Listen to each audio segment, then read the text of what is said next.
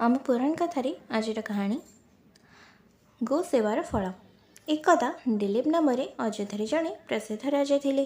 राणी नाम सुदक्षिणा। बहुकाल पर्यंत से कौन संतान लाभ है ना। तेणु से बड़ व्याकुल हो पड़े। शेष से कुलगुरु वशिष्ठ का आशीर्वाद लाभ करने निमंते आश्रम को गले। वशिष्ठ हिमालय पाददेश आश्रम कर राजा और राणी सेठे प्रवेश कर देखिले शिष्य माने फल संग्रह करुँच। मुनिकन्या माने गछरे पानी देउछन्ति। मृग माने दल दल होई आनंद आश्रम चारिड़े बुलुअछन्ति। स्थानटी अति पवित्र बोध होउछि। वशिष्ठ पूजा कार्य व्यस्त अछन्ति। शिष्य माने राजा राणी को अति आदर सहित अभ्यर्थना कले। किछि क्षण पर वशिष्ठंकर पूजा शेष है। राजा दंपति अति भक्तिर सहित महर्षि चरण वंदना कले। वशिष्ठ एथिरे संतुष्ट हो पचारे, महाराज तुम राज्य समस्त कुशल तो राजा कहले, आपण आशीर्वाद मोर और राज्यर समस्त मंगल। प्रजा मैंने अति सुखरे बास करुँच, किंतु आमर कौन पुत्र संतान नथिबार भविष्य अंधकार बोध हो। तेणु आपण आशीर्वाद निमंते आश्रम को आसीअछु। महर्षि वशिष्ठ अतीत वर्तमान और भविष्य सब कथा जापारती। से किसी समय ध्यान में बसी कहले, महाराज थरे तुम्हें कौन से युद्ध तरतर हो फेरुल। से बाटरे कामधेनु सुरभि शोई तुम्हें तांको प्रति उपयुक्त सम्मान देखाई ना। तेणु से अभिशाप दे अच्छा से हेतु तुम पुत्र संतान होना। एक कथा शुणी राजा और राणीकर दुखर सीमा रहा ना। वशिष्ठ पुणी कहले, महाराज व्यस्त हो ना। सुरभि कन्या नंदिनी मोर आश्रम अच्छा। तुम्हें दुहे सेवा कर, से संतुष्ट हेले तुमर मनोकामना पूर्ण हेब। अनंतर राजा और राणी भक्तिपूर्ण हृदय नंदिनी को सेवा करें लगिले। प्रतिदिन सकाळे नंदिनी को वन मध्य को चारिपा गले। राजा धनेश्वर धरी पछे पछे जाते। से दक्षिणा किछि दूर जाई बड़े दी आसती। वन मध्य काया संगे छाया परी राजा सर्वदा नंदिनीकर पाखी थांती। से जलपान कले राजा जलपान करती। से विश्राम कले राजा विश्राम करती। नंदिनी ठिया हो रहिले राजा धीरे धीरे आउंसी दियंती। संध्या हेले नंदिनी आश्रम को फेरती। राणी किछि बाटर पाछुटी दे वंदापना करती। पुणी नंदिनी रात्र निद्रा जावा जाए राजा राणी सेवारे लगी था। यहीपरि से 21 दिन धरी नंदिनी सेवा कले। परदिन सकाळे नंदिनी पूर्वपरी अरण्य मध्य को गले। राजा मध्य संगे थांती।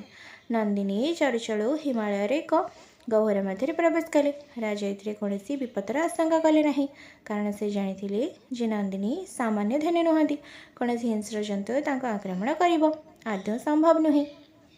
यह भावी से हिमालयर अपूर्व शोभा देखिबार लगिले। यही समय हठात नंदिनीकर आर्तनाद शुणागला, राजा मते रक्षा कर। दिलीप आखि फेराई देखिले जे एक भीषण सिंह नंदिनी को माड़ी बसी खाइबा को उद्यक्त होउछि। से संगे संगे तृणरीर सर बाहर करी सिंह को मारिबा को इच्छा कले, किंतु अति आश्चर्यर कथा जे तांकर दक्षिण हस्त तृणीर मध्य लगी रहा। राजा जेते चेष्टा कले मध्य निजर हस्त को तृणर बाहर करि पाले नहीं। यह देखि राजांकर मन दुख और विस्मय पूरीगला। यही समय सिंह थट्टा करी राजा को कहला, राजा विशाल राज्यर अधिपति हुई आज सामान्य गाईर जीवन रक्षा कर पाऊन।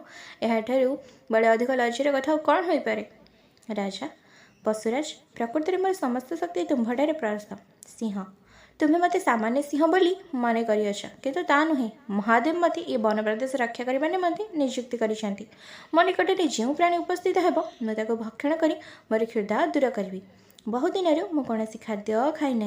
भाग्यक्रमे आज ये गाईटी को पाई। तेणु जिते चेष्टा कले आपण गाईटी को रक्षा करना यह निश्चित कथा। राजा, पशुराज ये गाईटी मोर नुहे, यह मोर गुरु महर्षि वशिष्ठंकर। से यह जोगे प्रातः यज्ञ कार्य करती। गाईटी को फेरी न पाइले से मत अभिशाप देवे। पुणी गाईटीर बाछुरी मानक न देखिले बड़ व्याकुल हेबे। एने अनुरोध, गाई परिवर्ते मत भक्षण करी तुम्हारे क्षुधा शांत कर। सिंह, राजा विशाल भूखंडर पालक आपण सामान्य गाईटी लगी निजर जीवन त्याग करवा ठीक नुहे। महर्षि कोप कले आपण गाईटी बदल सहस गाई दे पारती। एथिरे यज्ञ कार्य अधिक सुविधा हे। यही समय नंदिनी अधिक कातर नयन राजा आड़ को चाह रहिले। ଏହା ଦେଖି ଦିलीପ ଆଉ ଥୟ ହୋଇ ରହିପାରିଲେ ନାହିଁ। ତାଙ୍କ ଦୁଇ ଆଖିରେ ଲୁତକୁ ବହିବାକୁ ଲାଗିଲା। ସେ ପୁଣି ସିଂହକୁ କହିଲେ, ବିପଦରୁ ପ୍ରାଣୀମାନଙ୍କୁ ଉଦ୍ଧାର କରିବା କ୍ଷତ୍ରିୟର ଧର୍ମ। ମୁଁ ଯେତେ ନନ୍ଦିନୀଙ୍କ ଜୀବନ ରକ୍ଷା କରି ନ ପାରିବି ତେବେ ମୋର ବଞ୍ଚି ରହିବାର ବି ପ୍ରୟୋଜନ ନାହିଁ। ପୁଣି ନନ୍ଦିନୀ କାମଧେନୁ ସୁରଭିଙ୍କ କନ୍ୟା।